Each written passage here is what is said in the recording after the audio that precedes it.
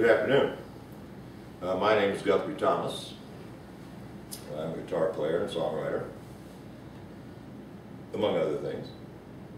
And I get a lot of correspondence each year in emails and letters and phone calls from good people around the world that have shown some interest in how I play some of the things I play on this fantastic instrument.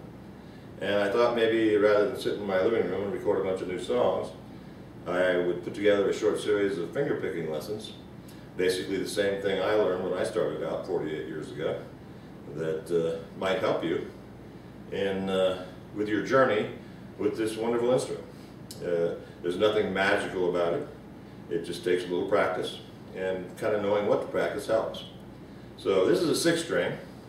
This right here is a 12-string. We'll get to the 12-string a little bit later down the road, as well as songwriting. And this guitar right here, my guitars are handmade. They're a little bit costly, but you can get a good guitar in a nice music store. And just make sure you take somebody with you that knows what they're looking at, and don't rely on the salesman to sell you something that turns out to be not so hot. Okay? So this particular guitar is tuned to open D. That's D as in dog. A lot of my recordings, about half, are recorded in open tunings because it allows me more freedom on the upper side of the neck.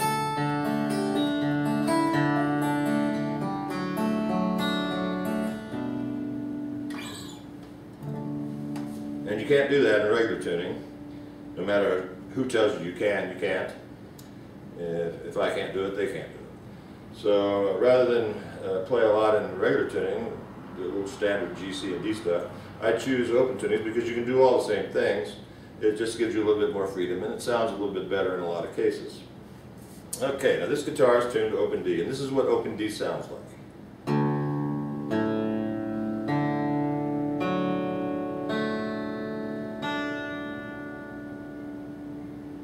Now that's D, A, D, F sharp, A, D, starting from the 6th string. One more time. D, A, D, F sharp, A, D. Now we can't spend a whole lot of time on that because this form doesn't allow a lot of time for teaching. So you can go on the net, type in open D tuning, and 100 sites will come up that'll play the same exact thing for you, and you can tune your guitar to it, or get yourself a nice tuning machine for $9.95 at your local music store. Alright, the first thing we're going to learn is alternating bass. Now, alternating bass is exactly the way it sounds. We're going to alternate our thumb between the 6th and the 4th string. And this is what it sounds like.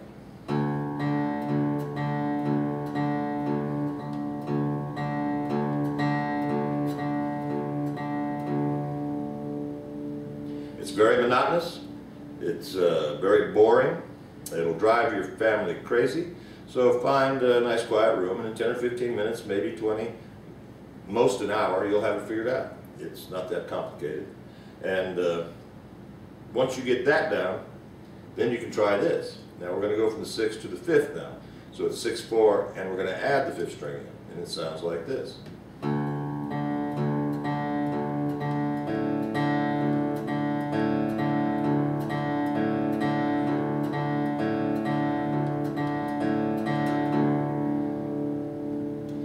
Nothing complicated about it. It's a little more complicated than just 6 and 4, but you're going to get it in 10 or 15 minutes. It doesn't take long at all. The hard part is getting your other 4 fingers to work simultaneously with your thumb and independent of your thumb. And this is what confuses a lot of people. Just remember, your thumb is always going down and then back, and then your fingers are always coming up and back.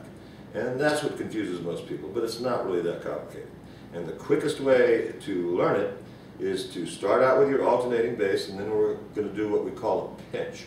In other words, we're going to pinch one of the high strings, in this case the high D, at the same time that we're hitting the 6th string. It sounds like this.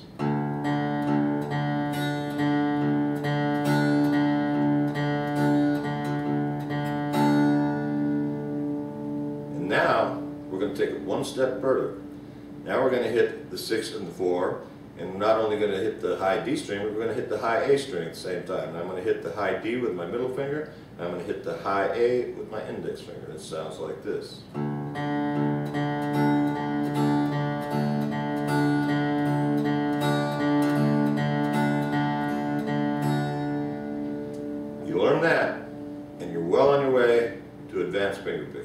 It's very basic, but at the same time, it's above basic.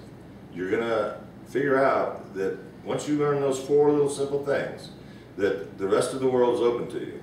It's quite simple. It's not, and once you do get that, then you can start doing a little thing up here with the first string. Just the first string.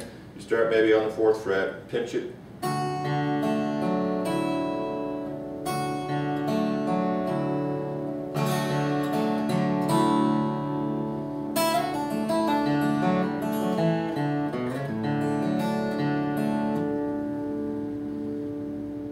All of that was a lot of pull-offs, basically individual strings with the first 2 fingers, the 3rd finger on a couple strings, and it's not complicated. It does take a little practice.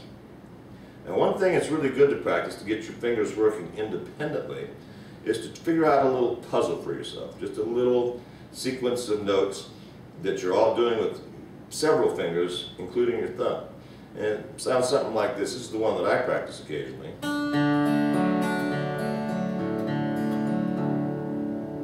We'll do it one more time. And now one of these strings was hit at the same time. They were all hit individually.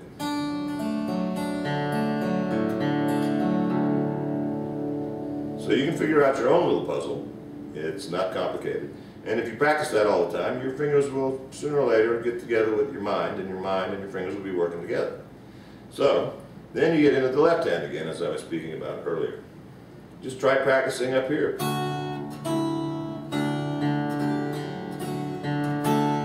And even with the alternating bass added, with just 1 or 2 notes, it's starting to sound more like playing.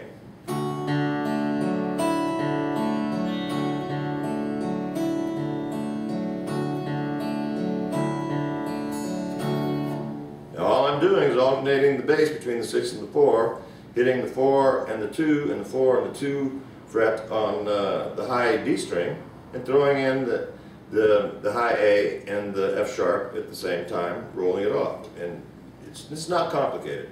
If you start out slow. Now Arlo Guthrie once told me that, man, you play too fast. And he was right. This is back when I was much younger, and we went in and we were sitting at Warner Brothers, and I went in to play for the head of Warner Brothers, and we walked out of there, and Arlo looked at me and he said, man, you just played too darn fast. And he's right. If you slow down and don't try to play fast at first, you'll be able to hear more. And often playing slowly is far more impressive than playing fast.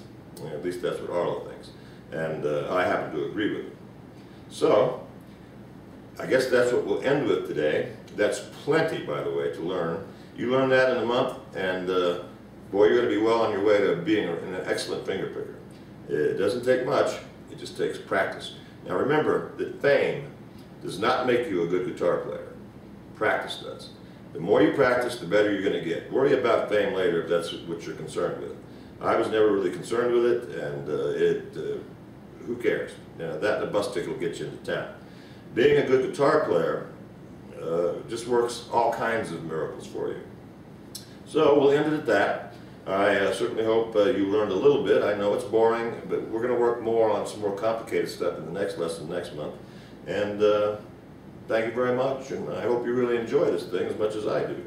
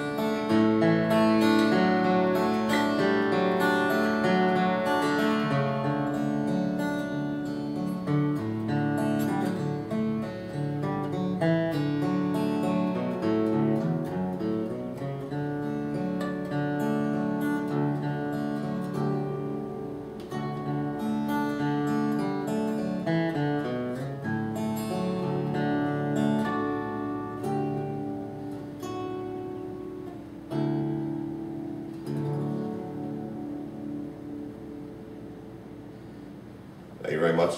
See you next time. Keep practicing.